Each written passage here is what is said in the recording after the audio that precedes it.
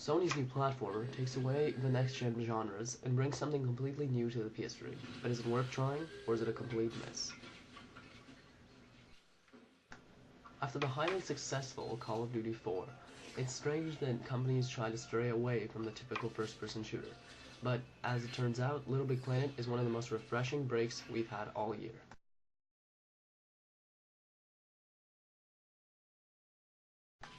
Starting off, you have your little sack person. He or she is a small rag doll who you can outfit in various different ways, and the end result is that everyone will have a truly unique sack person. His/her name is technically Sack Boy or Sack Girl, but you can name him or her what you want and set off through 8 different worlds on your large, amazing adventure. This isn't where the customization aspect stops though. You also have your own house, or as it's called, a pod. Here, it's basically like your apartment. You can decorate it with an amazingly large amount of items found for the story campaign. Such items include stickers, plants, different colors, and much more. For those who really want to personalize their playing experience, it's all here. If you happen to invite friends over to your pod, you can always chat to them through the quick messaging system. Lastly, I want to talk about the little fire button at the bottom right-hand corner of your pop-in window. Whenever you get stuck at a level, or just want to retry something, this helps you flash back to your last checkpoint. Now, we have the PS3 controller. It's located at the front of your pod, and acts as the gateway for the world.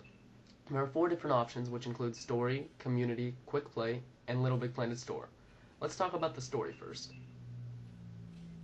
The story is broken up into 8 worlds, which vary immensely from one another, but are all interesting. Some of the levels featured are the Metropolis, the Canyons, the Wedding, and more. Each world is broken up into 3 main levels and a handful of minigames, which you unlock by finding hidden keys throughout the levels.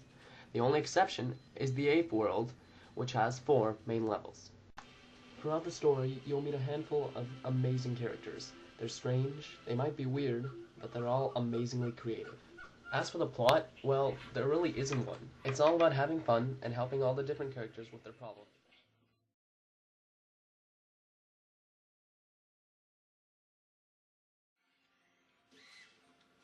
The gameplay is great.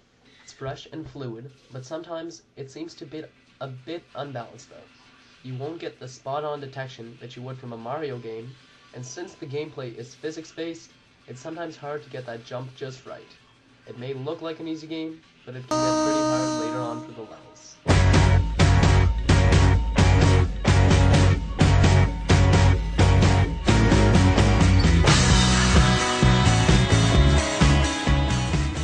Each new level is a blast to play, and the environments can get from typical platforming ones, such as a forest or jungle, to a construction site overrun by a man who steals cars for a living. The levels never get old, no matter how many times you play for them, and some of them just have to be seen to be believed.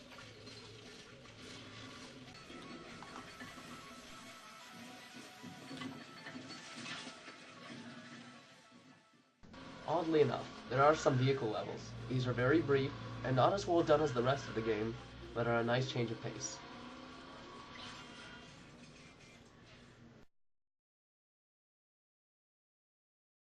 The reason I'm talking about the music is because it's one of the most amazing features of the game.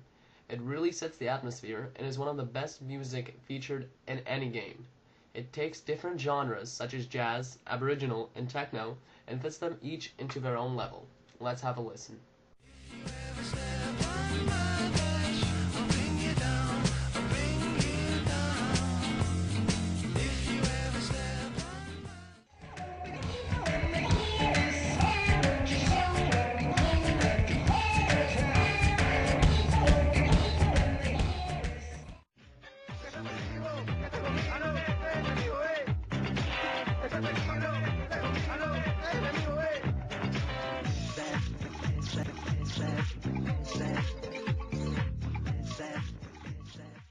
Right next to the main story, we have a large moon, which is where your imagination gives birth to levels of your desire. There are a handful of available lots for your levels, and creative players will find a lot to like.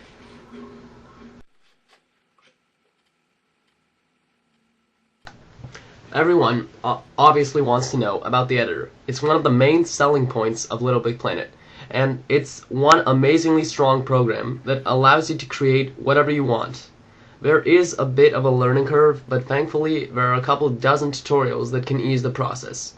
There is no point in telling you every single little thing you can do with the editor, but it's insane. Pretty much anything you can think of, you can create. The only thing you need is patience. This may set off some people, but creating a good level is definitely worth the wait. It sometimes gets complicated when you want to connect a few different things together and make them work, but you'll get it eventually. Most people who are very creative, or have always wanted to create their own game, will appreciate this. It's not as easy as the editors featured in other games such as Trackmania, but it's definitely more fun and way more powerful. The editor is your gateway to creating your own world to share with many different people who are going to be playing it. Right off the main menu, there's an option to go to cool levels. This is exactly what it states and shows a bunch of the newest and best levels uploaded. About 100 new levels are uploaded each day. And the only problem with this is that now people are getting used to the editor and they're creating amazing levels. Everyone else that is new to the editor will be trying to catch up and might be wary about uploading their levels. Take this example of Dead Space with the Little Big Planet editor.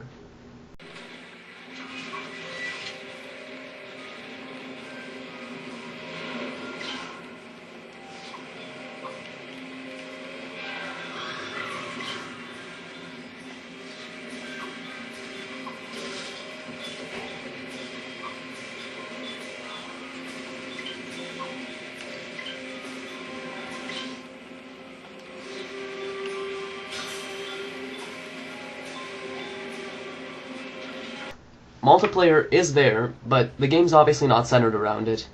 You have to wait for a response from the people playing to let you know if you're allowed into the game. However, sometimes it is fun just getting in with a buddy, even if it can get laggy from time to time. In conclusion, Little Big Planet is a great game. It offers a lot for the creative type, and quite a bit for the type who just wants to play other people's levels and go for the story. The multiplayer isn't all it could be, and the editor does take some getting used to, but all in all, this is one of the best packages of 2008.